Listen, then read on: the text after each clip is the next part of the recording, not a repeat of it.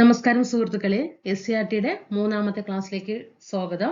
നമ്മൾ ബയോളജിയും ഫിസിക്സും കെമിസ്ട്രിയും പഴയ SCRTയിലെ 5ാം ക്ലാസ് മുതൽ 10ാം ക്ലാസ് വരെയുള്ള സയൻസിൽ വന്നിട്ടുള്ള മൂന്ന് ഏരിയയിലും ബയോളജിയിലും ഫിസിക്സിലും കെമിസ്ട്രിയിലും വന്നിട്ടുള്ള ടേബിൾസ്, പിക്ചേഴ്സ് ഒക്കെയാണ് നമ്മൾ എന്ത് ചെയ്യുന്നത്, എടുത്തെടുത്ത് പഠിക്കുന്നത്. കാരണം PSC എപ്പോഴും നമുക്കറിയാം ബോക്സുകളും അതുപോലെ പിക്ചേഴ്സുകൾക്കൊക്കെയാണ് കൂടുതൽ ഇമ്പോർട്ടൻറ്റ് കൊടുത്തിട്ട് ക്വസ്റ്റ്യൻസ് ഇടുന്നത് അല്ലേ.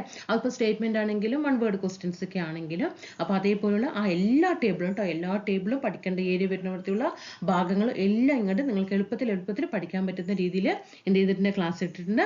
അപ്പോൾ ഇത് മൂന്നാമത്തെ ക്ലാസ് ആണ് കേട്ടോ. പിന്നെ പുതിയ SCRTയുടെ ഇഷ്ടംപോലെ ക്ലാസ്സുകൾ, ജോഗ്രഫിയും ബയോളജിയും ഫിസിക്സും കെമിസ്ട്രിയും ഒക്കെ ക്ലാസ്സുകൾ ഇട്ടിട്ടുണ്ട്. ഹിസ്റ്ററി വിഭാഗങ്ങൾ ഇട്ടിട്ടുണ്ട്. ഒക്കെ പ്രയോജനപ്പെടുത്താനായിട്ട് ശ്രമിക്കുക കേട്ടോ. ക്ലാസ്സിലേക്ക് പോകാം. സബ്സ്ക്രൈബ് ചെയ്തിട്ട് കാണാനായിട്ട് ശ്രമിക്കുക കേട്ടോ. ലൈക്ക് ചെയ്യുക, ഷെയർ ചെയ്യുക, താഴെ ഒന്ന് കമൻറ്റ് ചെയ്തിട്ട് പോകാനായിട്ട് ശ്രമിക്കണേ കൂട്ടുകാർ. ക്ലാസ്സിലേക്ക് കിടക്കാം. ഇതിൽ നമ്മൾ മൂന്നാമത്തെ ക്ലാസ് ആണ്. നമ്മൾ 5ാം ക്ലാസ്, 6ാം ക്ലാസ്, 7, 8, 9, 10 ഇതേ ഓർഡറിലാണ് ബോക്സുകൾ വരുന്നത് കേട്ടോ. ഇനി നമുക്ക് നോക്കാം. ഇതിലൂടെ വിറ്റമിൻസ് തന്നിട്ടുണ്ട്. മില്ലിഗ്രാമിൽ വിറ്റമിൻസും അതുപോലെ ധാതു ലവണങ്ങൾ മില്ലിഗ്രാമിൽ തന്നിട്ടുണ്ട്. ഭക്ഷ്യവസ്തു ഒരു 100 ഗ്രാം മരച്ചീനി എടുക്കുമ്പോൾ അതിലുള്ള വൈറ്റമിൻ ഏതാണ്? വൈറ്റമിൻ മരച്ചീനിയിൽ A ഇല്ല. B1 കണ്ടോ 0.05% എന്തുണ്ട്, മരച്ചീനിയിലുണ്ട്. അതുപോലെ B2 എത്രയാണ്? C കണ്ടോ, മരച്ചീനിയിൽ ഏറ്റവും കൂടുതൽ C ആണ് അല്ലേ. വൈറ്റമിൻ C ആണ് ധാരാളമായിട്ട് അടങ്ങിയിരിക്കുന്നത്. അതുപോലെ തന്നെ കാൽസ്യമാണ്, ധാതു ലവണങ്ങളിൽ കാൽസ്യമാണ് കൂടുതൽ, ഫോസ്ഫറസ് ഇല്ല. ഇരുമ്പ് 0.9. അങ്ങനെ എന്ത് തന്നിട്ടുണ്ട്, ചേന, ചേമ്പ്, കാച്ചിൽ, കറിവേപ്പില, ചേമ്പ് തണ്ട്, ചേമ്പില, പയറില, മുരിങ്ങയില, വഴക്കും അല്ലേ. അങ്ങനെ ഇതിൻ്റെ എല്ലാം തന്നിട്ടുണ്ട്. ഇത് നമുക്ക് വായിച്ചിട്ട് പഠിക്കാന്ന് പറയുന്നില്ല, ജസ്റ്റ് ഏറ്റവും കൂടുതൽ ഏതിലാണ് എന്നൊക്കെ നോക്കുക. കണ്ടോ, നോക്കിക്കേ, ഇതിൽ നോക്കി, ചേമ്പിലിൽ നോക്കൂ, 10,278 വെറും 100 ഗ്രാം ഭക്ഷ്യവസ്തുവിലാണ് വൈറ്റമിൻ എയുടെ അളവ്. നോക്കുക, ഇത്രയും പെർസെൻറ്റേജ് ഇല്ലേ. അതുപോലെ ഇപ്പൊ ഇലവർഗം പറയുമ്പോൾ നമ്മളൊക്കെ നിസ്സാരമാക്കിയിട്ട് വിടില്ലേ. നോക്കൂ, അത്രയും പെർസെൻറ്റേജ് ആണ് വൈറ്റമിൻ എ അല്ലേ. കറിവേപ്പില കണ്ടോ 7,560 കണ്ടോ. അപ്പൊ അത്രയും ഇതൊക്കെ മനസ്സിലാക്കി വെക്കാം. അതുപോലെ അതേപോലെ തന്നെയാണ് കാൽസ്യത്തിന്റെ അളവ്. നോക്കിക്കേ, ഇലവർഗങ്ങൾ 227, 290, 440, 713. അപ്പോഴും ഏറ്റവും കൂടുതൽ മോസ്റ്റ് നിൽക്കുന്നത് ഏതിൽ തന്നെയാണ്? ലീഫിലാണ് അല്ലേ. അപ്പൊ അത്രത്തോളം ഇതിലുണ്ട്. അപ്പൊ അതൊക്കെ എന്ത് ചെയ്യുക, ഭക്ഷ്യവസ്തുവിൽ ഉൾപ്പെടുത്താനായിട്ട് ശ്രമിക്കുക കേട്ടോ. ഒന്ന് വായിച്ചു നോക്കാം. ഇനി ഫ്രൂട്ട്സിൽ എടുക്കുന്ന സമയത്ത് അതേപോലെ തന്നെ 100 ഗ്രാമിലാണ്. ഇതിൽ ഏറ്റവും കൂടുതൽ നോക്കിക്കേ, നമുക്ക് നോക്കാം. ധാന്യകം നോക്കൂ, ധാന്യകം മില്ലിഗ്രാമിൽ എത്ര മില്ലിഗ്രാം ആണെന്ന് ഏറ്റവും കൂടുതൽ വന്നിട്ട് കണ്ടോ, 24,700 മില്ലിഗ്രാമാണ് ധാന്യകം വരുന്നത് അല്ലേ. അതേപോലെ തന്നെ ഇതാ നോക്കിയേ, ചുക്ക, പേരയ്ക്ക, മുന്തിരിങ്ങ കണ്ടോ. ഇതൊക്കെ ധാരാളമായിട്ട് കഴിക്കാനായിട്ട് ശ്രമിക്കുക. പ്രോട്ടീൻ അല്ലേ, നമുക്ക് നമ്മുടെ ശരീരത്തിന് അത്യാവശ്യമാണ് പ്രോട്ടീൻ ഏറ്റവും കൂടുതൽ ഏതിലാണ് വന്നിരിക്കുന്നത് നോക്കൂ, പേരയ്ക്ക, മാമ്പഴം അല്ലേ. ഇതൊക്കെ പ്രയോജനപ്പെടുത്തുക കേട്ടോ. കൊഴുപ്പ് അടങ്ങിയിട്ടുള്ളത്, നമുക്ക് കൊഴുപ്പിന്റെ അംശം കുറച്ചേ പാടുള്ളൂ അല്ലേ ശരീരത്തിൽ. അപ്പൊ അതേപോലെ നോക്കുക. കാൽസ്യത്തിന്റെ അളവ് ഏറ്റവും കൂടുതൽ കണ്ടോ, ഏത്തപ്പഴമാണ്. പിന്നെ കൈതച്ചക്ക, അങ്ങനെയൊക്കെ നോക്കി വെക്കുക കേട്ടോ. ഇനി ഭക്ഷ്യശൃംഖലയിലെ ആദ്യ കണ്ണി ഇത് പഠിച്ചോട്ടാ. ഭക്ഷ്യശൃംഖലയിലെ ആദ്യത്തെ കണ്ണി എപ്പോഴും ഹരിത സസ്യമായിരിക്കും. പ്രീവിയസ് ക്വസ്റ്റ്യൻ ആണ്. ഭക്ഷ്യശൃംഖലയിലെ ആദ്യത്തെ കണ്ണി ആരെയെന്ന് എപ്പോഴും ചോദിക്കാറുണ്ട്. ആരായിരിക്കും? ഹരിത സസ്യമായിരിക്കും കേട്ടോ. അവസാനത്തെ കണ്ണിയായിട്ട് വരുന്നത് ആരായിരിക്കും? മാംസഭോജികളായിരിക്കും. ഇടയ്ക്കുള്ളവ സസ്യഭോജികളോ മിശ്രഭോജികളോ ആവാം. അപ്പൊ എപ്പോഴും പഠിച്ചു വെക്കുക, ഭക്ഷ്യശൃംഖലയിലെ ആദ്യ കണ്ണി ഹരിത സസ്യമാണ്, അവസാനത്തെ കണ്ണി മാംസഭോജികളാണ് എന്നുള്ളത് പഠിക്കാം. ഇനി ഇവിടെ ഒരു ടേബിൾ തന്നിട്ടുണ്ട്. അതിൽ പുല്ലുവർഗത്തെ കഴിക്കുന്നത് ആരൊക്കെയാണ്? മുയലും ആടുമാണ് അല്ലെ. ഇനി ഈ മുയലിനെയും ആടിനെയും കഴിക്കുന്നത് ആരൊക്കെയാണ്? സിംഹവും പുലിയും അതുപോലെ മനുഷ്യന് അല്ലെ. മനുഷ്യന് കഴിക്കും. ഇനി സിംഹത്തെയും പുലിയെയും കഴിക്കുന്നത് ആരാണ്? അല്ലെ. സിംഹവും പുലിയും കഴിക്കുന്നത് ആരാണ്? മാനിനെ കഴിക്കും അല്ലെ. മാനിനെ കഴിക്കും. അപ്പൊ അത് ഒന്ന് നോക്കി വെക്കാം. അതേപോലെ പുഴുവിനെ കഴിക്കുന്നത് നോക്കൂ, കോഴി കഴിക്കും അല്ലെ. കോഴി കഴിക്കും. പിന്നെ പുഴുവിനെ തവള കഴിക്കും. പിന്നെയോ ഓന്ത് കണ്ടോ. പിന്നെ കോഴിനെ അങ്ങോട്ടേക്ക് പോയി മനുഷ്യൻ കഴിക്കും. അതേപോലെ തവളയെ പാമ്പ് കഴിക്കും. പാമ്പിനെ പരുന്ത് കഴിക്കുന്നു അല്ലെ. ഇനി പുൽച്ചാടിനെ ഇത് 3 വർഗ്ഗങ്ങളും കഴിക്കുന്നു അല്ലെ. കോഴി, തവള, ഓന്ത്. ഇനി എന്താണ് വിഘാടകർ? വെരി ഇമ്പോർട്ടന്റ് വരാറുണ്ട്. എപ്പോഴും PSCക്ക് ചോദിക്കും, വിഘാടകരെ കുറിച്ച് ചോദിക്കാറുണ്ട്. ജൈവാവശിഷ്ടങ്ങളെ വിഘടിപ്പിച്ച് മണ്ണിനോട് ചേർക്കുന്നത് ബാക്ടീരിയ, ഫംഗസ് മുതലായ സൂക്ഷ്മജീവികളാണ്. അപ്പൊ ഈ സൂക്ഷ്മജീവികളെയാണ് വിഘാടകർ എന്ന് പറയുന്നത്. അപ്പൊ വിഘാടകർ വിഭാഗത്തിൽ വരുന്ന ആൾക്കാരാണ് ബാക്ടീരിയയും ഫംഗസും കേട്ടോ. ബാക്ടീരിയയും ഫംഗസുമാണ് വിഘാടകരിൽ വരുന്നത്. ജൈവ അവശിഷ്ടങ്ങളെ വിഘടിപ്പിച്ച് മണ്ണിനോട് ചേർക്കുന്നത് വിഘാടകരാണ്. വിഘാടകർക്ക് ഉദാഹരണം ബാക്ടീരിയയും ഫംഗസാണ്. ഈ വിഘാടകരുടെ പ്രവർത്തന ഫലമായിട്ടാണ് ജൈവ അവശിഷ്ടങ്ങൾ എന്ത് ചെയ്യുന്നത്? വിഘടിക്കപ്പെടുമ്പോൾ ഉണ്ടാകുന്ന പോഷക ഘടകങ്ങൾ സസ്യങ്ങളുടെ വളർച്ചയ്ക്ക് വീണ്ടും ലഭ്യമാകുന്നു. ഇപ്പൊ നമ്മൾ പച്ചക്കറിയും പച്ചക്കറി വേസ്റ്റും നമുക്ക് എന്തെങ്കിലും ചെടികളിലേക്ക് ഇട്ട് കൊടുക്കും അല്ലേ? അപ്പൊ ആ ചെടികളിലുള്ള ബാക്ടീരിയയും ഫംഗസിന്റെ ഒക്കെ പ്രവർത്തന ഫലമായിട്ടാണ് അതൊക്കെ എന്ത് ചെയ്യുന്നത്? അത് വീണ്ടും അത് സസ്യങ്ങൾക്ക് വളമായിട്ട് മാറി, അല്ലെങ്കിൽ അങ്ങനെ തന്നെ കിടക്കില്ലേ അല്ലേ? പക്ഷെ അത് അപ്പൊ ആരുടെ പ്രവർത്തന ഫലമായിട്ടാണ്? വിഘാടകരാണ്. ഇനി നോക്കൂ, ഇവിടെ ഒരു ബോക്സ് തന്നിട്ടുണ്ട് അല്ലേ? വിഘാടകരും ഉപഭോക്താക്കളും ഉൽപാദകരും പോഷകഘടകങ്ങളും. ഈ നാല് കണ്ണിയും ഈ ഒരു സൈക്ലിംഗ് പൂർത്തിയാകണമെങ്കിൽ 4 കണ്ണികളും ഒരുമിച്ച് നിൽക്കണം അല്ലേ? ഒരാളുടെ പ്രവർത്തനം ഇവിടെ ഇല്ലാതിരുന്നാൽ എന്താണ്? ഇത് പൂർണ്ണമാകില്ല. അപ്പൊ ഈ സൈക്ലിംഗിൽ എന്ന് പറയുന്നത് ഉൽപാദകർക്കും ഉപഭോക്താക്കൾക്കും വിഘാടകർക്കും അതേപോലെ പോഷക ഘടകങ്ങൾ, ഇതൊക്കെ എന്താണ് കണ്ടോ? ഒരു റൗണ്ട് സൈക്ലിംഗ് കൊടുത്തിരിക്കുന്നത്. അപ്പൊ ഇതെല്ലാം ഒന്ന് ചേർന്നാലാണ് എന്ത് ചെയ്യുള്ളൂ? ഇവിടെ ഈ സൈക്ലിംഗ് പൂർത്തിയാക്കാനായിട്ട് പറ്റുള്ളൂ. ഇനി നമുക്ക് വേട്ടക്കാരൻ നോക്കാം. എന്താ വേട്ടക്കാരൻ? കഴിഞ്ഞ എക്സാമിന് ചോദിച്ചു അല്ലേ? കഴിഞ്ഞ എക്സാമിന് അല്ലാട്ടോ, അതിന് മുന്നേ ഒരുപാട് പ്രാവശ്യം ക്വസ്റ്റ്യൻ വന്നിട്ടുണ്ട്. നോക്കിക്കേ, അദ്ദേഹത്തിന്റെ വലത് ചുമലിൽ കാണപ്പെടുന്ന ഒരു നക്ഷത്രം കണ്ടോ? ഈ നക്ഷത്രത്തിനെ പറയുന്ന പേരാണ് തിരുവാതിര. എന്താണ്? തിരുവാതിര. ഓക്കെ. പണ്ട് മരുഭൂമികളിലൂടെയും കടലിലൂടെയും സഞ്ചരിച്ചിരുന്ന ആളുകൾ ദിശയറിയാൻ ഉപയോഗിച്ചിരുന്ന ഒരു നക്ഷത്ര ഗണമാണിത്. വേട്ടക്കാരന്റെ വാളും തലയും കണ്ടോ? ഈ വാളും തലയും ചേർത്തിട്ട് അല്ലെ വരയ്ക്കുന്ന രേഖ ചെന്നെത്തുന്ന ധ്രുവ നക്ഷത്രത്തിലാണ് ജനുവരി, ഫെബ്രുവരി. ശ്രദ്ധിച്ചോട്ടെ, 3 മാസങ്ങൾ ഏതാന്ന് നോക്കിക്കോ. ജനുവരി, ഫെബ്രുവരി, മാർച്ച് മാസങ്ങളിൽ സന്ധ്യയ്ക്ക് ശേഷം തലയ്ക്ക് മുകളിലായിട്ടാണ് എന്ത് ചെയ്യുന്നത്? ഈ നക്ഷത്രത്തെ കാണാം. ഇതിന്റെ വലത് ചുമലിന്റെ സ്ഥാനത്ത് ചുവന്ന് കാണുന്ന നക്ഷത്രത്തെ പറയുന്ന പേരാണ് തിരുവാതിര നക്ഷത്രം. പ്രീവിയസ് ക്വസ്റ്റ്യൻ ആണ്. തിരുവാതിര, അവിടെ വൃശ്ചികം എന്നൊക്കെ തരും കേട്ടോ. തിരുവാതിര നക്ഷത്രമാണ്. എന്താണ് കാശ്യപി? ഒക്ടോബർ മുതൽ ഡിസംബർ വരെ മാസങ്ങളിൽ സന്ധ്യാസമയത്ത് വടക്കൻ ആകാശത്ത് ആരെ കാണാം? കാശ്യപി എന്ന നക്ഷത്രത്തെ കാണാം അല്ലെ? കാശ്യപിയെ കാണാം. ഒക്ടോബർ മുതൽ ഡിസംബർ വരെ മാസങ്ങളിൽ സന്ധ്യാസമയത്ത് വടക്കൻ ആകാശത്ത് കാശ്യപിയെ കാണാം. വേട്ടക്കാരൻ നക്ഷത്രം, അത് വേട്ടക്കാരൻ എപ്പോഴാണ് കാണുന്നത്? ജനുവരി, ഫെബ്രുവരി, മാർച്ച്. ജനുവരി, ഫെബ്രുവരി, മാർച്ച് മാസങ്ങളിലാണ് വേട്ടക്കാരനെ കാണുന്നതെങ്കിൽ കാശ്യപിയെ കാണുന്നത് ഒക്ടോബർ മുതൽ ഡിസംബർ വരെ മാസങ്ങളിലാണ് കാണപ്പെടുന്നത്. ഇനി മലയാള മാസങ്ങളും താരാഗണങ്ങളും. ഓഗസ്റ്റ്, സെപ്റ്റംബർ മാസങ്ങളിൽ തലയ്ക്ക് മുകളിൽ നിന്ന് അല്പം മാത്രം തെക്കുമാറി കാണുന്ന ശോഭയുള്ള ഒരു കൂട്ടം നക്ഷത്രങ്ങളാണ് ചിത്രത്തിൽ കൊടുത്തിരിക്കുന്നത്. കണ്ടോ? ഒരു കൂട്ടം നക്ഷത്രങ്ങളാണ്. അപ്പൊ ഈ നക്ഷത്രങ്ങളെല്ലാം കൂടി ചേരുമ്പോ അത് എന്ത് രൂപത്തിലാകാണ്? നോക്കൂ, ആകാശത്തെ ഈ കൂറ്റൻ തേൾ രൂപമാണ് വൃശ്ചികം. അപ്പൊ തേൾ രൂപത്തിലുള്ള നക്ഷത്രത്തിനെ പറയുന്ന പേരാണ് വൃശ്ചികം. തേൾ രൂപത്തിലുള്ള നക്ഷത്രം ഏതാണ്? വൃശ്ചികം എന്നത് ഒരു മലയാള മാസത്തിന്റെ കൂടി പേരാണ് അല്ലെ? ഇതുപോലെ 12 മലയാള മാസത്തിലും, അതായത് ചിങ്ങം, കന്നി, തുലാം, വൃശ്ചികം, ധനു, മകരം, കുംഭം, മീനം, മേടം, ഇടവം, മിഥുനം, കർക്കിടകം വരെയുള്ള ഈ 12 മലയാള മാസങ്ങളുടെ പേരിലും എന്തുണ്ട്? ഓരോ നക്ഷത്ര കൂട്ടങ്ങള് ആകാശത്ത് സങ്കല്പിക്കപ്പെടുന്നുണ്ട്. അങ്ങനെ വൃശ്ചികത്തിൽ വരുന്ന ഒരു നക്ഷത്രമാണ് ഈ രൂപത്തിലുള്ളത് കേട്ടോ. ഇതൊന്ന് പഠിച്ചു വെക്കുക. ഇനി നമുക്ക് പദാർത്ഥങ്ങളും തന്നിട്ടുണ്ട്. അതിൽ അടങ്ങിയ തന്മാത്രകൾ എന്തൊക്കെയാണ്? പഞ്ചസാര ലായനിയിൽ അടങ്ങിയിരിക്കുന്ന തന്മാത്രകൾ. പഞ്ചസാര ഉണ്ട്, പിന്നെ ജലവും. പഞ്ചസാര ലായനിയിൽ അടങ്ങിയിരിക്കുന്ന തന്മാത്രകൾ മോളിക്യൂൾസ് ഏതൊക്കെയാണ്? പഞ്ചസാരയും ജലവും. സോഡയിൽ വെരി ഇമ്പോർട്ടന്റ് ചോദിക്കാറുണ്ട്. സോഡയിൽ നമ്മൾ സോഡ വെള്ളം കുടിക്കുന്നുണ്ട് അല്ലെ? അപ്പൊ അതിൽ ജലവുമുണ്ട്. അതിൽ അടങ്ങിയിരിക്കുന്ന വാതകം എപ്പോഴും ചോദിക്കാറുണ്ട്. കാർബൺ ഡൈ ഓക്സൈഡ് ആണ്. നമ്മൾ സോഡ കുപ്പി തുറക്കുന്ന സമയത്ത് ഉയർന്നു വരുന്ന പതഞ്ഞു പോങ്ങില്ലേ, അതെന്താണ്? കാർബൺ ഡൈ ഓക്സൈഡ് എന്ന വാതകമാണ്. ഓക്സിജനിൽ അടങ്ങിയിരിക്കുന്നത് ഓക്സിജൻ മോളിക്യൂൾസ് തന്നെയാണ്. വായുവിൽ ഇപ്പൊ നമ്മുടെ അന്തരീക്ഷ വായു നമ്മൾ പുറത്തേക്ക് നോക്കുമ്പോൾ അന്തരീക്ഷം കാണാം അല്ലെ. അന്തരീക്ഷ വായുവിൽ നൈട്രജൻ ഉണ്ട്, ഓക്സിജൻ ഉണ്ട്, ജലകണങ്ങളുണ്ട്, കാർബൺ ഡൈ ഓക്സൈഡ്. നൈട്രജൻ എത്ര അളവാണ്? 78%. ഇപ്പോഴും ചോദിക്കും. ഓക്സിജൻ 21%, കാർബൺ ഡൈ ഓക്സൈഡ് 0.03% ആണ്. മെർക്കുറി രസം അല്ലെ, മെർക്കുറി അല്ലെങ്കിൽ രസത്തില് മെർക്കുറി മാത്രമാണ്. ഇരുമ്പിൽ അടങ്ങിയിരിക്കുന്ന തന്മാത്ര ഇരുമ്പ് തന്നെയാണ്. കോപ്പർ സൾഫേറ്റ്, കോപ്പർ സൾഫേറ്റിന്റെ രാസനാമം ചോദിക്കാറുണ്ട്, തുരിശാണ് കേട്ടോ. തുരിശ് എന്താണ്? Copper sulphate. തുരിശിന്റെ രാസനാമം ചോദിക്കുമ്പോൾ കോപ്പർ സൾഫേറ്റ് എന്ന് പറയണം. കോപ്പർ സൾഫേറ്റ് അല്ലെങ്കിൽ തുരിശില് കോപ്പർ സൾഫേറ്റ് തന്നെയാണ്. അപ്പൊ ഇവിടെ എന്തൊക്കെ പഠിച്ചു? പഞ്ചസാര ലായനിയിലെ തന്മാത്രകൾ ഏതെന്ന് ചോദിച്ചാൽ പഞ്ചസാരയും ജലവുമാണ്. സോഡയില് വെള്ളവും ജലവും കാർബൺ ഡൈ ഓക്സൈഡുമാണ്. ഓക്സിജനിൽ ഓക്സിജൻ, വായുവില് നൈട്രജൻ, ഓക്സിജൻ, ജലകണങ്ങൾ, കാർബൺ ഡൈ ഓക്സൈഡ്.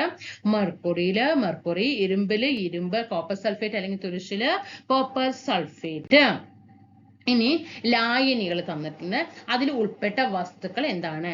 ബ്രാസ് അല്ലെ, ബ്രാസ് അല്ലെങ്കിൽ അതിന്റെ പിച്ചള, അതിലെന്താണ്? സിങ്കും കോപ്പറുമാണ്. സിങ്കും കോപ്പറും പ്രീവിയസ് ക്വസ്റ്റ്യൻ ആണ്. ബ്രാസില് പിച്ചളയില് സിങ്കും കോപ്പറും. ഇപ്പൊ നമ്മള് ബ്രാസ് എന്നല്ലേ പറയുന്നത്, അപ്പൊ ഫസ്റ്റ് സിങ്ക് എന്ന് കൊടുക്കുക. പിന്നെ കോമൺ ആയിട്ട് കാണപ്പെടുന്ന കോപ്പറും. സോഡയിൽ ഏതാ നമ്മൾ പറഞ്ഞത്? ജലം, കാർബൺ ഡൈ ഓക്സൈഡ്. ഗ്ലിസറിൻ വെള്ളത്തിൽ ലയിച്ചത്, ഗ്ലിസറിന് വെള്ളത്തിൽ ലയിച്ചതിൽ ഗ്ലിസറിനും ജലവും. വായുവിൽ നമ്മൾ പറഞ്ഞു nitrogen, oxygen, carbon dioxide, ജലകണികകൾ എന്നിവ. ഇനി ആകൃതിക്കും സംരക്ഷണത്തിനും ഒച്ച്, വണ്ട്, ഞണ്ട്, ചിപ്പികൾ മുതലായ ജീവികൾക്ക് കട്ടിയുള്ള പുറന്തോടുകളാണ് ഉള്ളത് ആണ് അല്ലെ. പഴുതാര, തേരട്ട തുടങ്ങിയവയുടെ പുറന്തോടുകൾ കട്ടി കുറഞ്ഞവയാണ്. ശരീരഭാഗങ്ങളെ സംരക്ഷിക്കുന്നതിനും ആകൃതി നൽകുന്നതിനും ശത്രുക്കളിൽ നിന്ന് രക്ഷ നേടാനും പുറന്തോടുകൾ സഹായിക്കുന്നു ആണല്ലേ. ഒച്ച അഴിഞ്ഞു പോകുന്ന സമയത്ത് നമ്മുടെ ഇതൊക്കെ ആയിട്ട് നമ്മളൊന്ന് ജസ്റ്റ് ഒരു വടിയും കൊണ്ടോ എന്തെങ്കിലും ഒന്ന് അതിൽ സ്പർശിച്ച് അതങ്ങനെ അതിന്റെ ഉള്ളിലേക്ക് അങ്ങോട്ട് ചുരുങ്ങിക്കൂടും അല്ലേ. കാരണം എന്താണ്? അത് അതിന്റെ ശരീരത്തെ സംരക്ഷിക്കുകയാണ്. ശരീരത്തിന്റെ പുറത്തുള്ള ഇത്തരം ആവരണങ്ങളെ ബാഹ്യാസ്ഥികൂടം എന്നാണ് പറയുന്നത് കേട്ടോ. മത്സ്യങ്ങളുടെയും ഉരകങ്ങളുടെയും ചെതുമ്പലുകൾ, പക്ഷികളുടെ തൂവലുകൾ, ജന്തുക്കളുടെ രോമങ്ങൾ, കൊമ്പുകൾ, കുളമ്പുകൾ, നഖങ്ങൾ തുടങ്ങിയവയെല്ലാം ബാഹ്യാസ്ഥികൂടത്തിന്റെ അവശേഷിപ്പുകളാണ്. ഇനി പുറന്തോടിലെ വർണ്ണ വൈവിധ്യം നോക്കിക്കേ. സ്വർണ്ണവണ്ട് അല്ലെ, അതിന്റെ പുറം ഭാഗം കണ്ടോ, ഒരു ആവരണം കണ്ടോ, കട്ടിയുള്ള പുറന്തോടാണ് അല്ലെ. അത് അതിന്റെ ശരീരത്തെ ആവരണം ചെയ്യുന്ന നക്ഷത്ര ആമ കണ്ടോ, ഇതിന്റെ പുറന്തോട് കണ്ടോ. ഇതൊക്കെ എന്താണ്? ബാഹ്യാസ്ഥികൂടങ്ങളാണ് അല്ലെ. പുറന്തോടുകളിലെ മനോഹരമായ പാറ്റേണുകൾ, നിറങ്ങൾ തുടങ്ങിയവ പല ജീവികളെയും കൂടുതൽ ആകർഷകമാക്കുന്നു. ഈ ആകർഷകത്വം അവയുടെ നിലനിൽപ്പിന് ഭീഷണിയാവുന്നുണ്ട് അല്ലെ. ആകർഷിക്കുന്ന സമയത്ത് അതെന്ത് ചെയ്യും? മറ്റുള്ളവർക്ക് അത് നമ്മൾ ചെറുപ്പകാലത്തൊക്കെ നമ്മൾ സ്കൂളൊക്കെ പോകുന്ന സമയത്ത് ഞാനൊക്കെ ചെയ്തിട്ടുണ്ട് കേട്ടോ. നമ്മൾ സ്വർണ്ണാമ അല്ലെ, പൊന്നാമ എന്നൊക്കെ പറയണ്ടേ. അതിങ്ങനെ ആ ചെടിയിൽ നിൽക്കുന്ന സമയത്ത് അതിനെ പോയിട്ട് അത് വേറെ ഇതിനെ പോയിട്ട് പിടിക്കാൻ പോകണ്ടോ? ഇല്ല, നമ്മൾ അതിന്റെ ഭംഗി, അതിന്റെ സ്വർണ്ണ കളർ കാണുമ്പോൾ സ്വർണ്ണ കളറാണ് എന്ന് പറഞ്ഞിട്ട് നമ്മൾ അതിനെ പിടിക്കില്ലേ. അപ്പൊ അതെന്താണ്? അതിന്റെ ശ്വസനത്തിനും അതിന്റെ ആരോഗ്യത്തിനും അതിന്റെ ജീവന് തന്നെ ഭീഷണിയാണ് ആ സമയത്ത്. അപ്പൊ അതുകൊണ്ടാണ് അതിന് ഭീഷണിയാവുന്നത്. മനുഷ്യർ യാതൊരു നിയന്ത്രണമില്ലാതെ ഇവയെ എന്ത് ചെയ്യും? പിടികൂടുന്നു. ഇത്തരത്തിലുള്ള പല ജീവികളും ഇന്ന് വംശനാശ ഭീഷണി നിന്നാണ് അല്ലെ. ഇപ്പൊ വൈകുന്നേരം മിന്നാമിനുങ്ങ് വരുന്ന സമയത്ത് ജസ്റ്റ് ഒന്ന് നമ്മൾ അതിന്റെ കൈൻ്റെ ഉള്ളിലേക്ക് നമ്മൾ ആക്കാറില്ലേ, കയ്യിൽ അടച്ചു വെക്കാറില്ലേ, നമ്മൾ എന്നിട്ട് തുറന്ന് നോക്കാറില്ലേ, ലൈറ്റ് ഓഫ് ആക്കിയിട്ട് ഉണ്ട്. അപ്പൊ നമ്മൾ ആ ജീവിയോട് ചെയ്യുന്നതല്ലേ. ഇനി എത്ര അസ്ഥികളാണ് നോക്കാം. പ്രീവിയസ് ജനിക്കുന്ന സമയത്ത് ശരീരത്തിൽ എത്ര എല്ലുകൾ ഉണ്ടാവും? എത്ര അസ്ഥിയാണ് അല്ലെങ്കിൽ എത്ര എല്ലുകളാണ്? 300 എണ്ണം ഉണ്ടാവും നമ്മുടെ ശരീരത്തില്. ഏകദേശം മൊത്തം എണ്ണീട്ട് ടോട്ടൽ ഒന്നല്ല 300, ഏകദേശം 300 ആണ്. നമുക്ക് പ്രായപൂർത്തി ആകുന്നതോടെ ഇങ്ങനെ ചോദിച്ചിട്ടുണ്ട് ക്വസ്റ്റ്യൻ, ഒരിക്കൽ PSC ചോദിച്ചിട്ടുണ്ട്. പ്രായപൂർത്തി ആകും തോറും നമ്മുടെ ശരീരത്തിലെ അസ്ഥികളുടെ എണ്ണം കൂടി വരുന്നു. അസ്ഥികളുടെ എണ്ണം കൂടുകയാണോ? അല്ല, കുറയുകയാണ് ചെയ്യുന്നത്. ജനിക്കുന്ന സമയത്ത് ഏകദേശം 300 എണ്ണം ഉണ്ടെങ്കിൽ പ്രായപൂർത്തിയാകും തോറും അത് എന്ത് ചെയ്യും? പലതും ഒന്നിച്ച് ചേർന്നിട്ട് കമ്മിയാകുന്നില്ല, പക്ഷെ അത് ജോയിന്റ് ആകണം. ജോയിന്റ് ആകുമ്പോൾ അത് 206 ആയിട്ട് മാറുകയാണ്. പ്രീവിയസ് ക്വസ്റ്റ്യൻ ആണ്. മനുഷ്യ ശരീരത്തിലെ അസ്ഥികൾ താഴെ പറയുന്ന തോതിലാണ്. നമ്മുടെ തലയോട്ടിൽ എത്ര അസ്ഥികളുണ്ട്? 22. വാരി എല്ല് 24. എടാ വാരി, ഞാനിത് എനിക്കിത് എപ്പോഴും കൺഫ്യൂഷൻ വരും ഇവിടെ. അപ്പോൾ ഏകദേശമൊക്കെ നമുക്ക് കണക്ട് ചെയ്തിട്ട് നമ്മൾ നോക്കാൻ നിന്നാൽ വലിയ പ്രശ്നമില്ല. അപ്പൊ നമ്മൾ വാരി എല്ല് അല്ലെ, വാരി എല്ല് ലാ എല്ല് പറയുന്നത് ല 4 ല 4. അപ്പൊ വാരി എല്ല് 24. ഓരോ കാലിലും, ഒരു കാലിലും 30, മറ്റേ കാലിലും 30. അപ്പൊ ടോട്ടല് 60. അരക്കെട്ടിലോ 2. അപ്പൊ നമ്മൾ 2 ഇടുപ്പ്, അരക്കെട്ട് പറയുമ്പോൾ ഞാൻ കൈവച്ചു 2, നമ്മൾ ഈ 2 കൈ കൊണ്ട് നമ്മുടെ ഇടുപ്പിൽ കൈവയ്ക്കാറില്ലേ, ഉണ്ട്. അപ്പൊ 2 കേട്ടോ, അങ്ങനെ കണക്കാക്കാം. നട്ടെല്ലില് 33 കേട്ടോ, നട്ടെല്ലില് 33. അപ്പൊ ഇവിടെ തല എന്ന് പറയുമ്പോ 2 2, നട്ടെല്ല് പറയുമ്പോ 3 3. അപ്പൊ തലയോട് നമുക്കറിയാം, നമുക്ക് ക്ഷതം ഏൽക്കാതെ നമ്മള് സംരക്ഷിക്കേണ്ടതുണ്ട് അല്ലെ. അപ്പൊ തലയോട്ടിൽ എത്രയാണ്, തലയിൽ എന്ന് പറയുമ്പോൾ ബ്രെയിനിന്റെ ഭാഗമാണ്, ക്ഷതം വരാതെ നോക്കണം. അപ്പൊ 2 2. നട്ടെല്ല് ക്ഷതം വരാൻ പറ്റുമോ, പാടില്ല, 3 3. വാരിയെല്ല് പഠിച്ചോല്ല, 4 വരുന്നത് 24. ഒരു കാലിൽ എത്രയാണ്, 30, മറ്റേ കാലിലോ 30 60. അതേപോലെ ഓരോ കൈയിലും എത്രയാണ്, ഓരോ കൈയിലും നമ്മൾ 30 30 എന്നാണ് പറയാറ്. ഓരോ കൈയിലും എത്രയാണ്, 32. മാറെല്ലില് 1 കേട്ടോ, മാറെല്ലില് 1. അപ്പൊ വാരിയെല്ല് മറക്കില്ലല്ലോ, 4 24.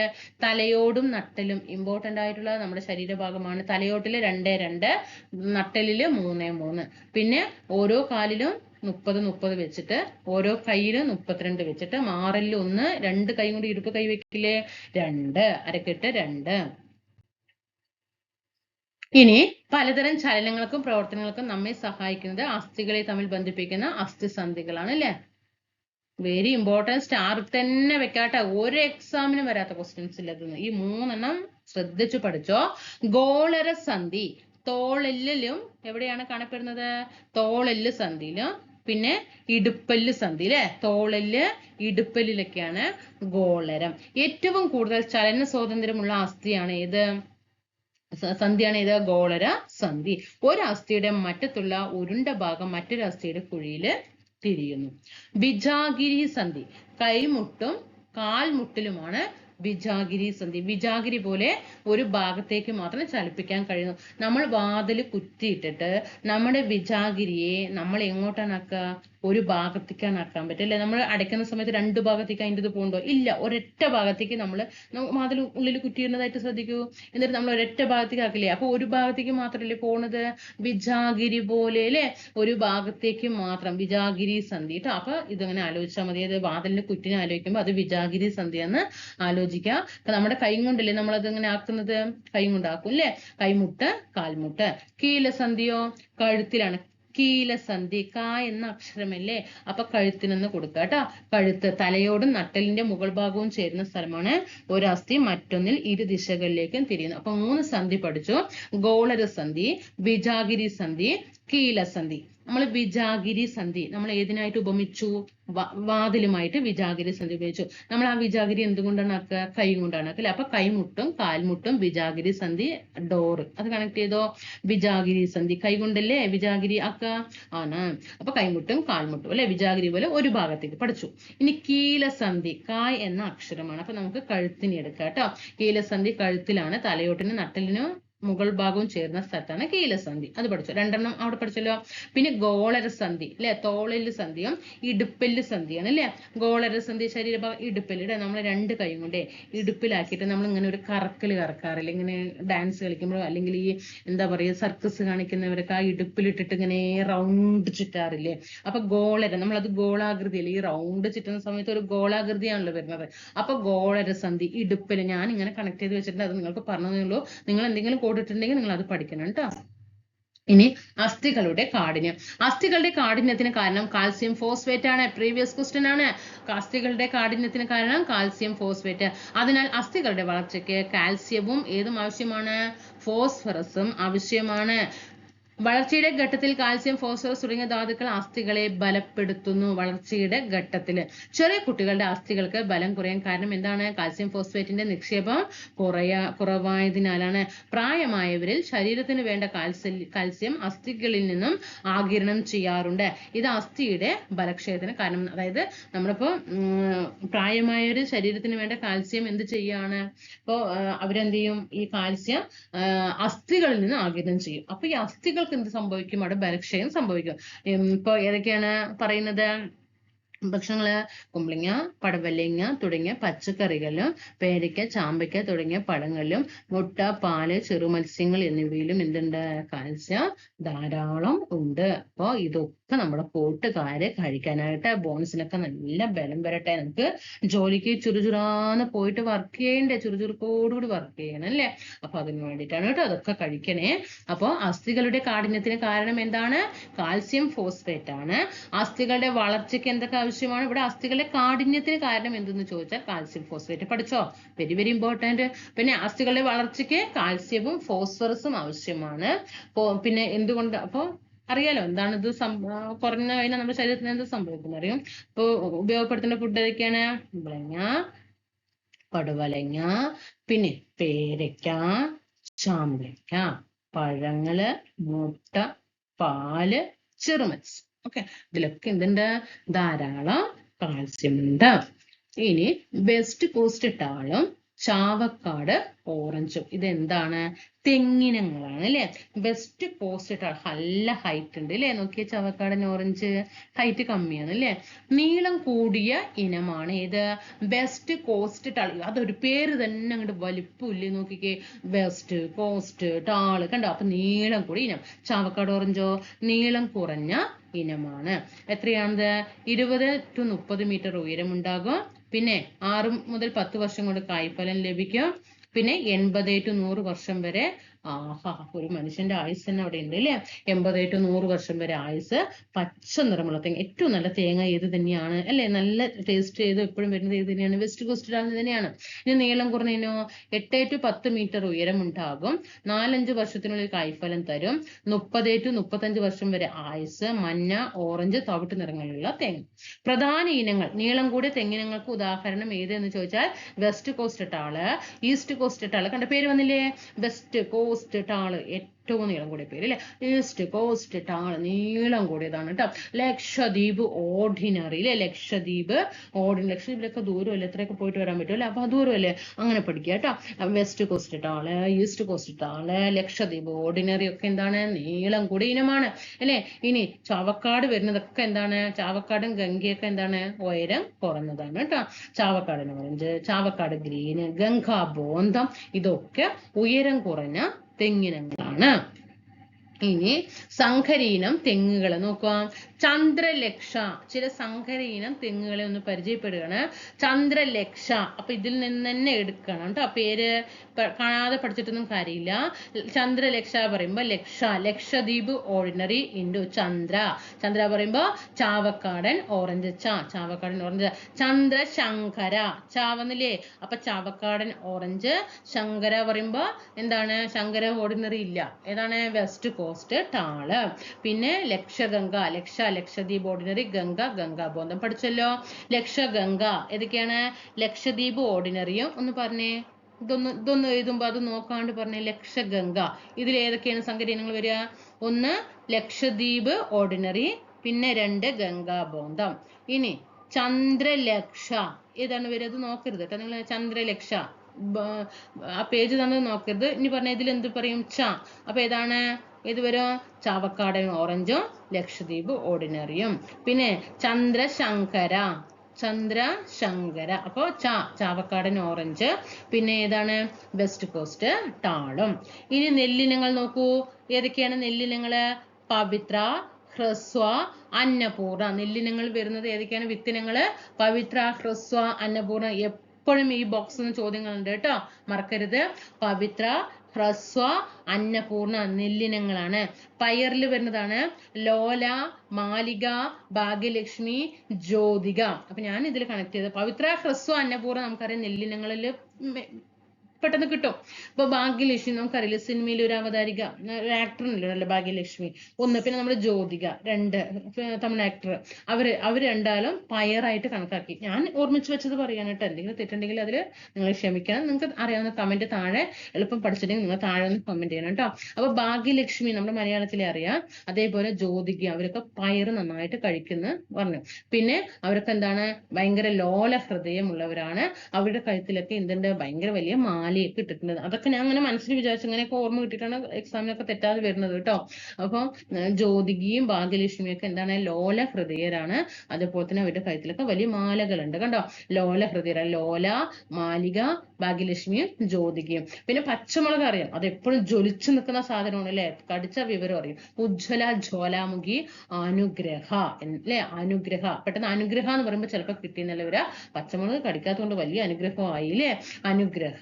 ഇനി വെണ്ടയ്ക്കയോ, കിരൺ, അർക്ക, അനാമിക, സൽകീർത്തി. അപ്പൊ ഞാൻ എൻ്റെ ഈ പരിസരത്ത് തന്നെ എൻ്റെ കിരണും അനാമികയൊക്കെ കൊണ്ട്, അപ്പൊ അതുകൊണ്ട് അവരെയൊക്കെ അങ്ങോട്ട് വെണ്ടയ്ക്കായിട്ട് അവരെയൊക്കെ ഓർത്തു. ഇപ്പൊ പരീക്ഷകളിലൊക്കെ ഞാൻ ഇവരെയൊക്കെ അങ്ങോട്ട് ഓർമ്മ കൊണ്ടുവരും. കിരണ്, അർക്ക, അനാമിക, സൽകീർത്തി, വെണ്ടയ്ക്ക. വഴുതനങ്ങയോ, സൂര്യ, ശ്വേത, ഹരിത, നീലിമ. നമ്മൾ അവിടെ ജ്യോതികനെ പയറാക്കി സങ്കല്പിച്ചു അല്ലെ. ജ്യോതികയുടെ ഹസ്ബൻഡിന്റെ സൂര്യനെ നമുക്ക് എന്താക്കാം, വഴുതനങ്ങയിലേക്ക് കിടക്കാം അല്ലെ, സൂര്യ. അതേപോലെ തന്നെ നമ്മുടെ ശ്വേതാമേനോൻ ഉണ്ടല്ലോ മലയാളത്തിലെ, അവിടെ നമ്മൾ എന്താണ് പയറിന് ആർക്ക് കൊടുത്തു, ജ്യോതികന്റെ കൂടെ ഭാഗ്യലക്ഷ്മിന് കൊടുത്തു അല്ലെ. അതേപോലെ ഇവിടെ വഴുതന വന്നപ്പോൾ സൂര്യയുടെ കൂടെ ആരിനെ കൊടുത്തു, ശ്വേതാമേനോനെ കണക്ട് ചെയ്തു, സൂര്യയും ശ്വേതയും. പിന്നെ ഹരിത, നീലിമ, ഹരിത, നീലിമ. പിന്നെ തക്കാളി, മുക്തി, അനഘ, അക്ഷയ, മുക്തി, അനഘ, അക്ഷയ. ഇനി നമ്മുടെ നാട്ടിലെ ചില കാർഷിക ഗവേഷണ സ്ഥാപനങ്ങളാണ്, എല്ലാം പഠിച്ചു വെച്ചോ കേട്ടോ. കേരള കാർഷിക സർവകലാശാല എവിടെയാണ്, തൃശ്ശൂരിലെ മണ്ണുത്തിയിലാണ് അല്ലെ. ഇങ്ങനെ പഠിക്കുമ്പോൾ നമുക്ക് അതായത് ഏകദേശം ഒരു SCRT ഒക്കെ നമുക്ക് കവർ ചെയ്തിട്ടും നന്നായിട്ട് പഠിച്ചു വരാനായിട്ട് പറ്റുന്നുണ്ട് അല്ലേ. അതുപോലെ പെട്ടെന്ന് റിവിഷൻ ചെയ്യാനായിട്ട് പറ്റുന്നുണ്ട്. ഇതുപോലെ ബോക്സ് ആയിട്ട് തരുമ്പോൾ അതിനുള്ളിൽ നിന്ന് ഒക്കെ പെട്ടെന്ന് നമുക്ക് SCRT കവർ ചെയ്ത് കഴിയാനായിട്ട് സാധിക്കും അല്ലേ. ഇത് നമ്മൾ സയൻസ് ആണ്. ഇപ്പോൾ 5ാം ക്ലാസ് മുതൽ 10ാം ക്ലാസ് വരെ സയൻസ് ആണ് ഇപ്പോൾ എടുക്കുന്നത്. ഇനി സോഷ്യൽ സയൻസ് വരും. 5ാം ക്ലാസ് മുതൽ 10ാം ക്ലാസ് വരെ സോഷ്യൽ സയൻസ് ഇനി വരും. അത് കഴിഞ്ഞിട്ട് പുതിയ SCRTയുടെ എന്ത് ചെയ്യും, part 1 social science, part 2 social science വരും. അതേപോലെ തന്നെ പുതിയ SCRTയുടെ ബയോളജിയിലും സയൻസിലും സയൻസ് വിഭാഗത്തിൽ വരുന്ന 3 എണ്ണത്തിലെയും പാർട്ട് 1ലെയും പാർട്ട് 2ലെയും വരും കേട്ടോ. അപ്പൊ നിങ്ങൾ കൂടെ നിന്നിട്ട് സപ്പോർട്ട് ചെയ്താൽ മാത്രം മതി കേട്ടോ. ഒന്നും വേണ്ട, നിങ്ങൾ വാച്ച് ചെയ്ത് നന്നായി പഠിക്കുക, നന്നായിട്ട് പോയിട്ട് എക്സാം എഴുതാൻ നിങ്ങൾക്ക് വേണ്ടി തന്നെയാണ് കേട്ടോ. കേരള കാർഷിക സർവകലാശാലയുടെ ആസ്ഥാനം എവിടെയാണ്, മണ്ണുത്തിയില്, തൃശ്ശൂര്. പ്രീവിയസ് ക്വസ്റ്റ്യൻ ആണ്. കേന്ദ്ര കിഴങ്ങ് വിള ഗവേഷണ കേന്ദ്രം Sreekaryam, Thiruvananthapuram. Indian institute of spices research, Kozhikode. Rubber research institute, Kottayam. കേന്ദ്ര തോട്ടവിള ഗവേഷണ കേന്ദ്രം, കാസർഗോഡ്. കേരള കാർഷിക സർവകലാശാലയുടെ പ്രാദേശിക ഗവേഷണ കേന്ദ്രങ്ങൾ അല്ലെ. നോക്കാം, ഇവിടെ എന്തൊക്കെ പഠിച്ചു. കേരള കാർഷിക സർവകലാശാല മണ്ണുത്തി, തൃശ്ശൂര്. കേന്ദ്ര കിഴങ്ങുവിള ഗവേഷണ കേന്ദ്രം. പിന്നെ Indian institute of spices research, Kozhikode. Rubber research institute, Kottayam. കേന്ദ്ര തോട്ടവിള ഗവേഷണ കേന്ദ്രം, കാസർഗോഡ്. അതുപോലെ തന്നെ കേരള കാർഷിക സർവകലാശാലയുടെ പ്രാദേശിക ഗവേഷണ കേന്ദ്രങ്ങളും ഒക്കെ എന്തുണ്ട്, ഗവേഷണ സ്ഥാപനങ്ങളായിട്ട് ഉണ്ട്. ഇനി ഫുക്കുവോക്ക പറയുന്നത് നമുക്ക് നോക്കാം. മസനോബു ഫുക്കുവോക്ക ജൈവ കൃഷി ഗവേഷകനാണ്, ജപ്പാൻകാരനാണ് കേട്ടോ. പ്രീവിയസ് ആണ്. മനുഷ്യരെ നിലനിൽപ്പിന് നാം പ്രകൃതിയിലേക്ക് മടങ്ങിയേ തീരൂലേ. മനുഷ്യനാണ് കാടുകളും നീരുറവുകളും ഭൂമിയുടെ ഫലപുഷ്ടിയും നശിപ്പിച്ചു കൊണ്ടിരിക്കുന്നത്. ഈ പരിസ്ഥിതി നശീകരണം നിർത്തിയാലേ മനുഷ്യരാശിയടക്കം സകല ജീവജാലങ്ങൾക്കും രക്ഷയുള്ളൂ. രാസവള പ്രയോഗത്താൽ പ്രാണനറ്റ മണ്ണിന് അല്ലെ, രാസവളം പ്രയോഗിക്കുന്ന സമയത്ത് മണ്ണിന്റെ ജൈവപുഷ്ടി കൂടെ അത് വെറും ഒരു മണ്ണിന്റെ രൂപം മാത്രമേ ഉള്ളൂ. അവിടെ വേറെ എന്തെങ്കിലും ഉണ്ടോ, ഇല്ല. നമ്മളിപ്പോ രാസവളം ചേർക്കുന്ന സമയത്ത് ചെടികളൊക്കെ പെട്ടെന്ന് തഴച്ചു വളരും, പക്ഷെ അതിന്റെ മണ്ണിന് എന്താണ് ഫലപുഷ്ടി. അങ്ങനെ എല്ലാവരും രാസവളത്തിലൂടെ വരുന്ന സമയത്ത് നമ്മുടെ മണ്ണിന് അവിടെ എന്താണ് പ്രസക്തി ഉണ്ടോ, ഇല്ല. രാസവള പ്രയോഗത്താൽ പ്രാണനറ്റ മണ്ണിന് മൃതസഞ്ജീവനിയാണ് ജൈവവളങ്ങൾ. ഇത് ജീവന്റെ സഞ്ചാരം ത്വരിതപ്പെടുത്തുകയും മണ്ണിന്റെ ഫലഭൂയിഷ്ടി നിലനിർത്തുകയും ചെയ്യും. മണ്ണിനെ മരുഭൂമിയാക്കുകയല്ല, വിളഭൂമിയാക്കുകയാണ് വേണ്ടത്. അപ്പൊ ജൈവ കൃഷി ഗവേഷകനാണ് മസനോബു ഫുക്കുവോക്ക. അദ്ദേഹം ജപ്പാൻകാരനാണ്. ഇനി ജൈവവളങ്ങളിൽ പെടുന്നതാണ് ചാണകം, പച്ചിലവളം, പിന്നെ കമ്പോസ്റ്റ് വളം, മത്സ്യവളം, കോഴിക്കാഷ്ട, ആട്ടിൻകാഷ്ട, എല്ലുപൊടി. ഇതൊക്കെ എന്താണ്, ജൈവവളങ്ങൾക്ക് ഉദാഹരണങ്ങളാണ്. ഇനി ജൈവവളവും രാസവളവും തമ്മിലുള്ള വ്യത്യാസങ്ങൾ നമുക്ക് നോക്കാം. ജൈവവളം മണ്ണിന് ദോഷകരമല്ല അല്ലെ, ശരിയാണ്. മണ്ണിന്റെ ഘടന എന്ത് ചെയ്യണത്, നശിപ്പിക്കുകയാണ് ചെയ്യുന്നത്. വീട്ടിൽ നിർമ്മിക്കാൻ കഴിയും, ജൈവവളം നമുക്ക് നിർമ്മിക്കാൻ പറ്റും അല്ലെ. ഇത് വ്യാവസായിക അടിസ്ഥാനത്തിൽ മാത്രമേ നിർമ്മിക്കാൻ കഴിയുള്ളൂ അല്ലെ. പിന്നെ ചെലവ് കുറവാണ്, കൂടുതൽ അളവില് വേണം. ചെലവ് കുറവാണ് ജൈവവളം, പക്ഷെ കുറച്ചിട്ടാ പോരാ, കൂടുതൽ അങ്ങോട്ട് ഇട്ട് കൊടുക്കണം. ഇത് എന്ത് ചെയ്താൽ മതി, കുറഞ്ഞ അളവില് ഇട്ട് കൊടുത്താൽ മതി. സാവധാനത്തിലേ ഇത് മണ്ണിൽ ചേരുന്നുള്ളൂ അല്ലെ. ഇത് എന്ത് ചെയ്യും, വേഗത്തിൽ മണ്ണിൽ ചേരുന്നു.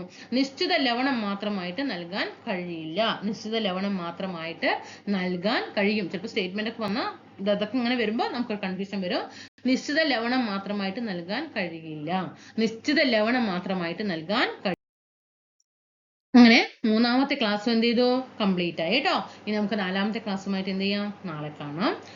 11-ാം തീയതി എക്സാമിന് പ്രിപ്പയർ ചെയ്യുന്നവര് നല്ല രീതിയിൽ ഇത് റിവിഷൻ ചെയ്യാനായിട്ട് ഉപയോഗിക്കുക. പിന്നെ SCRT ക്ലാസ്സുകളൊക്കെ നിറയെ ഇട്ടിട്ടുണ്ട്. ടോപ്പിക് വൈസ് ആയിട്ട് ക്ലാസ്സുകൾ ഇട്ടിട്ടുണ്ട്. നന്നായിട്ട് പ്രയോജനപ്പെടുത്തിയാൽ നിങ്ങൾ നല്ല ധൈര്യമായിട്ട് ഇരിക്കുക കേട്ടോ. എന്തായാലും എക്സാമിന് നന്നായി പഠിച്ച് നല്ല റിവിഷൻ ചെയ്തിട്ടുണ്ടെങ്കിൽ പ്രീവിയസ് ക്വസ്റ്റ്യൻ പേപ്പർ ഡെയിലി ഒന്ന് ചെയ്ത് നോക്കാനായിട്ട് ശ്രമിക്കുക. അല്ലെങ്കിൽ നെഗറ്റീവ് കുറയ്ക്കാനായിട്ട് നമ്മൾ വിചാരിക്കും നമ്മൾ ഇവിടെ നിന്ന് വലിയ ഇതിൽ കണ്ടു ഞാനൊക്കെ പഠിച്ചു റിവിഷനൊക്കെ ചെയ്തു എക്സാം കളിപ്പോട്ട് ഞാൻ ഒരു അതൊക്കെ തോന്നൽ മാത്രമാണ്. നല്ല രീതിയിൽ വീട്ടിലിരുന്നിട്ട് എന്താ പറയാ നെഗറ്റീവ് കുറച്ച് വരാനായിട്ട് എക്സാം എഴുതുമ്പോൾ ഞാൻ ഇത് ചെയ്യില്ല, എനിക്കിത് അറിയില്ല, ഞാൻ ഇത് എഴുതില്ല എന്ന് പറഞ്ഞിട്ട് ചെയ്യാനും ക്വസ്റ്റ്യൻ നേരെ വായിക്കാനും എങ്ങനെ ഓപ്ഷൻ 3ലേക്ക് എത്തണം എന്നൊക്കെ നമ്മൾ വീട്ടിലിരുന്ന് പ്രാക്ടീസ് ചെയ്താൽ മാത്രമേ കഴിയുള്ളൂ. ഒരു ദിവസം ഒരു സുപ്രഭാതത്തിൽ ഒരു എക്സാം എഴുതാൻ പോയിട്ട് നമുക്ക് നെഗറ്റീവ് കുറയ്ക്കാൻ പറഞ്ഞാൽ നടക്കുന്ന കാര്യമില്ല കേട്ടോ. അതുകൊണ്ട് അതിനനുസരിച്ച് വർക്ക് ചെയ്യാനായിട്ട് ശ്രമിക്കുക. ടെലിഗ്രാം ഗ്രൂപ്പിൽ കൂടിയിട്ട് കൂട്ടുകാരെ ജോയിൻ ചെയ്യാനായിട്ട് ശ്രമിക്കണം. അപ്പൊ എല്ലാ കൂട്ടുകാർക്കും നല്ലൊരു ദിനം നേരുന്നു. നേരിട്ട് തന്നെ പറയാണ് പുതുവത്സര ആശംസകൾ നേരുന്നു. ഈ വർഷം നമുക്ക് നമ്മുടേതാക്കി മാറ്റണം, നമ്മുടേതായിട്ട് മാറട്ടെ. നല്ല രീതിയിൽ പഠനം മുന്നോട്ട് കൊണ്ടുപോകാനായിട്ട് ശ്രമിക്കാം കേട്ടോ. എല്ലാ കൂട്ടുകാർക്കും നന്ദി, നമസ്കാരം.